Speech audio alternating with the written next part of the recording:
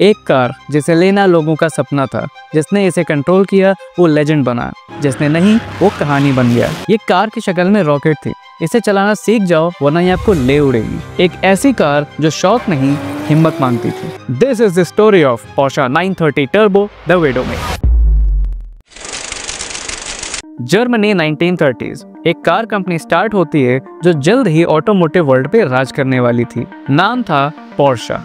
War के दिनों में वेपन्स बनाने वाले हाथ अब ऑटोमोबाइल्स और रेसिंग की दुनिया में एक नया इतिहास लिखने वाले थे। 60s आते आते पोर्शा कोई ऐसा वैसा स्पोर्ट्स कार ब्रांड नहीं रहा। ये फेरारी और फोर्ड जैसे लेजेंड्स को टक्कर देने लगा। और जब बात ले मांस की आई तो लेजेंडरी पोर्शा 917 ने फोर्ड को हराकर एक नई युग की शुरुआत की। 1972 तक पोर्शा मोटर स्पोर्ट्स की दुनिया का बेताज बादशाह बन चुका था। ले मांस, रैली, जीटीपी और even Canadian American challenge series तक अपनी जगह बना चुका था। लेकिन कैन एम रेसिंग का अलग जलवा था। जॉर्ज फॉल्मर और एक कार द टर्बो पैंजर, मतलब पोर्शा 917-10। वैसे जॉर्ज फॉल्मर हमेशा मजाक और मस्ती के मूड में रहते थे, लेकिन यहाँ वो सीरियस थे क्योंकि वो चलाने वाले थे एक 1100 हॉर्स पावर का मॉन्स्टर जो ले मांस विनिंग 917 पे बेस्ड था, लेकिन पहले से बड़ा powerful engine with huge turbo और रोड अटलांटा सर्किट। इससे पहले फॉल्मर ने न कभी 917-10 चलाई थी और न कभी रोड अटलांटा सर्किट पे रेस की थी। उनका सिर्फ एक ही रिएक्शन था, जो होगा देखा जाएगा। लेकिन फिर भी जॉर्ज फॉल्मर ने 917-10 के साथ गोल्ड जीत लिया और उसने सिर्फ रेस नहीं जीती, पूरी कैन एम सीरीज का खेल ही खत्म कर दिया। इतना जबरदस्त इम्पैक्ट था कि कैन एम एसोसिएशन ने 917-10 को स्पेसिफिकली बैन कर दिया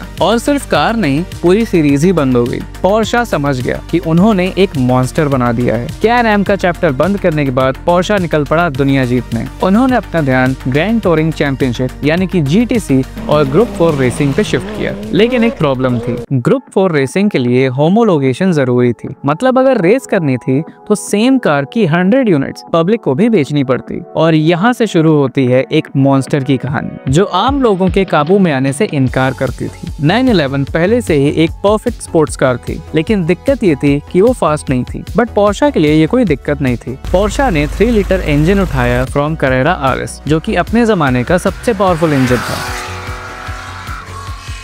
और एक भले आदमी डॉक्टर अर्नस्ट फॉर्मन ने बस एक लाइन बोली, भाड़ में जाए दुनिया, इसमें टर्बो लगा दो, मैसिव पावर दो, जो होगा देखा जाएगा। अगर देखा जाए तो उस टाइम इतनी पावर और 911 की चैसी के हिसाब से बहुत ज्यादा थी। तो पोर्शा ने रियर एक्सल को और वाइड किया, इंजन कवर पे एक विंग लगा दिया, सस्पेंशन एंड ब्रेक्स और स्ट्रॉन्ग कर दिए। बट इतना सब काफी नहीं था इस मॉन्स्टर को कंट्रोल करने के लिए। इन 1975 पोर्शा ने इसे आम पब्लिक के लिए लॉन्च कर दिया, 911 टर्बो और 930।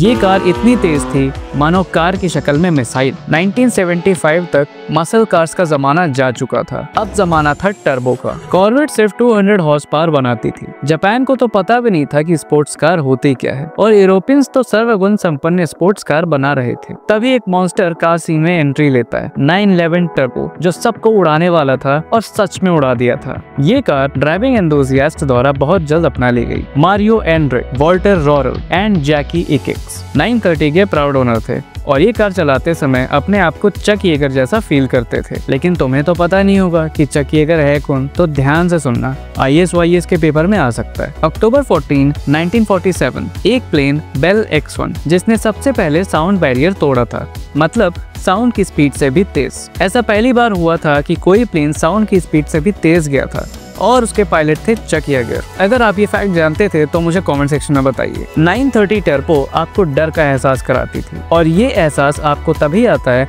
जब आप समझ जाते हैं कि आप किसी मुसीबत में हैं। यही डर आपको एक्साइटमेंट देता है और आपको जिंदा रखे हुए है। वॉल्टर रॉरल एक वर्ल्ड रैली चैंपियन थे। उन्होंने भी 930 टर्बो को एक चैलेंज की तरह लिया और उनके लिए भी इस कार को संभालना उतना आसान नहीं था। और पोर्शा ने होमोलोगेशन के चक्कर में ऐसी रेस ट्रैक कार को आम लोगों को बेचना शुरू कर दिया। उस टाइम हर कोई अपने गैरेज में पोर्शा 911 चाहता था, फिर वो चाहे कोई बिजनेसमैन हो या कोई डॉक्टर। लेकिन पोर्शा 911 में एक दिक्कत थी, इसका इंजन एकदम पीछे था। मिड इंजन नहीं, रियर इंजन। मतलब अगर आप इस कार के नेचर को ना समझ पाए तो ये कार आपकी जान भी ले सकती है। याद है शेवरलेट कॉरवेट, उसे अनसेफ कह के बंद कर दिया गया था। लेकिन सच तो ये है कि पोर्शे का भी वही हाल है। Rear engine placement, light weight body और हद से ज्यादा पावर। मतलब अगर आपने कॉर्नर पे थोड़ा ओवर स्टीयर फील किया और घबरा के थ्रॉटल छोड़ दिया तो गेम ओवर। कार का वेट आगे शिफ्ट होता, रियर व्हील अपनी ग्रिप लूज कर देते और आपकी कार दीवार, खाई, खंबा कहीं भी जा सकती है और आपके प्राण बखेरू उड़ जाते,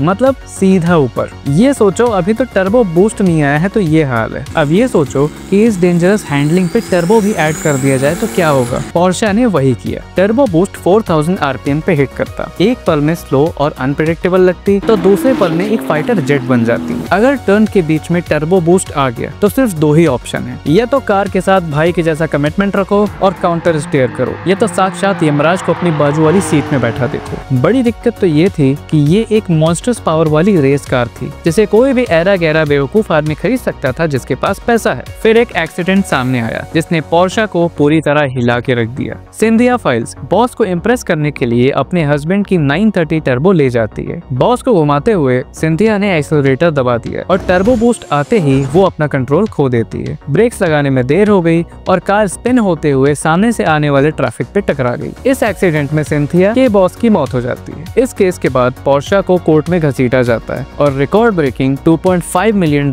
का फाइन देना पड़ता है। ये सिर्फ एक केस नहीं है, और भी लोग पोर्शे 930 टर्बो के कारण मरे हैं। Hockey star Pele Lindbergh, same car same tragedy. इतनी सब मौतें देखने के बाद पोर्शे को समझ आया कि ये एक डेंजरस कार है और हर किसी को इसे बेचना सही नहीं है। 930 टर्बो की unpredictability, brutal turbo lag, snap oversteer and tricky handling और वॉल्टर रॉरल जैसे एक्सपर्ट भी इसे चैलेंजिंग कहते थे, जिसकी वजह से ये रेसर्स और एंथुसियास्ट के बीच विडोमेकर नाम से पॉपुलर होने लगी। इसके बाद पोर्शे ने परफॉर्मेंस ड्राइविंग क्लासेस इंट्रोड्यूस की अपनी फास्ट कार्स के लिए। पहले ट्रेनिंग लो फिर कार लेना। पूरी दुनिया पोर्शे को ब्लेम करती थी, लेकिन सच तो ये है कि लोग डेंजरस कार चाहते हैं। कैरेरा जीटी ने भी 30 साल बाद विडोमेकर का टाइटल हासिल किया, और सिर्फ पोर्शे नहीं, Dodge Viper, Shelby Cobra, TVR, ये सभी पोर्शे की तरह बनना चाहते थे, पर किसी में इतनी हिम्मत नहीं थी। बाद में पोर्शे ने इसमें कई इंप्रूवमेंट्स भी किए, जैसे कि 3.3 लीटर इंजन विद इंटरकूलर और 5 स्पीड गियरबॉक्स। फिर 1989 में 930 टर्बो का सफर खत्म होता है। पोर्शे ने एक ऐसी कार बनाई थी जिसे चलाना सबके बस की बात नहीं थी, और अगर थोड़ा तरीके से बोलूं तो पोर्शे ने एक दो-धारी तलवार बनाई थी। आज की modern sports car traction control, stability control, launch control, ABS जैसे सेफ्टी फीचर्स के साथ आती हैं, लेकिन प्योर मैकेनिकल ड्राइविंग और रॉ फील तो सिर्फ 930 टर्बो जैसी कार्स में ही आता है। ये हम इंसानों की फितरत है कि हमें खतरनाक चीजों में ही मजा आता है, अनकंट्रोलेबल चीजों को कंट्रोल करना चाहते हैं। क्या तुम इसे कंट्रोल कर सकते हो? अगर हाँ तो तुम एक लेजेंड हो, और अगर नहीं तो विडोमेकर तो अपना काम कर ही देगी। पोर्शे 930 टर्बो को लेके अपने थॉट्स मुझे कमेंट सेक्शन में जरूर बताइए, और ऐसी ही लेजेंडरी स्टोरीज देखने के लिए subscribe to my engine story.